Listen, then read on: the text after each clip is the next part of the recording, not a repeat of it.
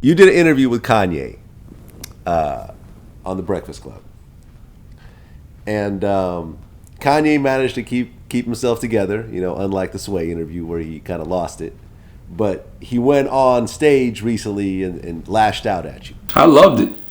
I mean, you know, I love it because I understand the game. I'm like, yo, any publicity on that magnitude is a great look, because the Kanye interview for me as a radio personality, that was like the biggest interview of my career thus far. I mean, every other interview I had done was great interviews, and they get a lot of, you know, looks online, and they get a lot of write-ups in a lot of different places, but it's just certain things, it's certain points in a person's career that elevates things. And I call the Kanye interview my Wendy Whitney moment.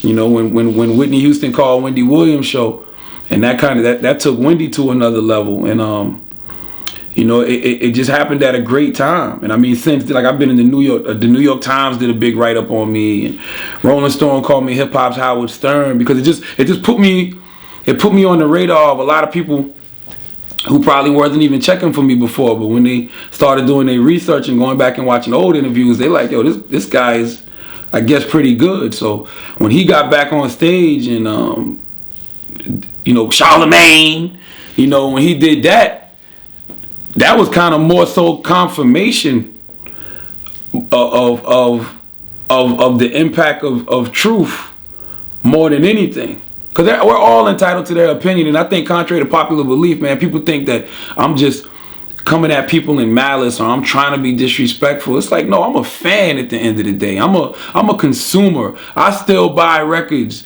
you know, on iTunes, and I still go to shows, and I appreciate artists and their music. So when you see me talking to somebody, and, you know, like when I was talking to Kanye, I'm speaking from the perspective of a fan. And, you know, like I said, when he said that, it was just like more confirmation of the truth to me. And I just it didn't bother me at all. It just made me think, like, I wonder what Kanye thinks of the radio game. Like, he must not have a great outlook on the game of radio. Because, I mean, it's one thing if you question me. I don't care. Question me and say, what have you done for the past 10 years? But yo, Sway's record is impeccable. Like, Sway interviewed Biggie Smalls, Tupac. Like, Sway's Wake Up Show is legendary. Sway's been on MTV for at least 15, 20 years, as far as I can remember. So you can't never question somebody as great as Sway. His record speaks for itself. You know, you can say whatever you want about me, even though I've been, you know, I started off as an intern in radio in 1998, and I've worked at 7 different radio stations, worked my way up from South Carolina. But yo, even if you just starting to know about me now, you can't question Sway, God. You can't. Not Sway, man. Like, Sway has done way too much in the game. Sway got parodied on Saturday Night Live, for God's sake. like Sway's a big deal. Sway interviewed Barack Obama and still kept his head wrap on in the White House. They don't just let anybody do that. So, you know, for you to question Sway's credentials, I thought that was kind of whack, and it kind of made me feel like he don't really respect the game of radio like that. That's what I took from it. Well, you know, when I watched that interview, as soon as he sat down, you said Kanye Kardashian is in the building. And yeah, I think everyone kind of cringed when you did that. But you got to set the tone, man. I got to set the tone. I've been calling him that for forever. You know, ever since he started wilding. So I had to set the tone from the beginning. Like, the gloves are on. Kanye's here. That's just like if Drake was to ever come to the Breakfast Club. Got to set the tone from the beginning. Wherever it goes from there, it's whatever.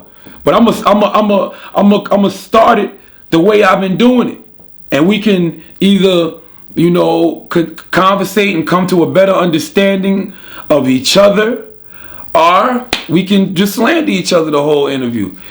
Either way, it's all entertainment to me. It's all entertainment for the people, and the people will be pleased, and I'm good with it, whatever way it goes. Right. Well, he said that, I think on Sway's show, he said he couldn't even look at you during the interview. Yeah, he said he couldn't even look me in the eyes, which, I mean, as a man, I don't respect that. Like, you always got to look somebody in the eyes. I mean, that's just That's just life. You know what I'm saying? When you're having a conversation with somebody, look them in the eyes. You know, you have to look a man in the eyes when you're having a conversation with them. I feel like not looking a man in the eyes shows an extreme sign of weakness, and it shows me that you don't even believe what's coming out your own mouth. Because if you believe what's coming out your own mouth, even if it's some outrageous rhetoric that maybe nobody will understand but you'll still look somebody in the eyes and deliver that rhetoric to them. How do you feel about Kanye now that you've interviewed him? I'm always be a fan of Kanye West. Not Kanye Kardashian, though. But college dropout, late registration, graduation, 808 and Heartbreaks, My Beautiful Dark Twisted Fantasy, immaculate catalog. Yeezy still whacked me. And I still don't understand his mission, what he's trying to get across. But you know what? It ain't meant for me to understand, because that's his dream. Whatever it is you're trying to accomplish, just do it. You know, it's just when you're a genius, because Kanye is a musical genius. Most geniuses, some of them feel like they don't have to go through the process because they just have a sense of entitlement. They feel like, oh, I'm a genius, so I should be able to do this and I should be able to do that. I shouldn't have to do what this person did or do what that person has done. But no, man, nobody can escape the process. You have to go through this process, man. It's just a process that everybody has to go through, and you can't escape it.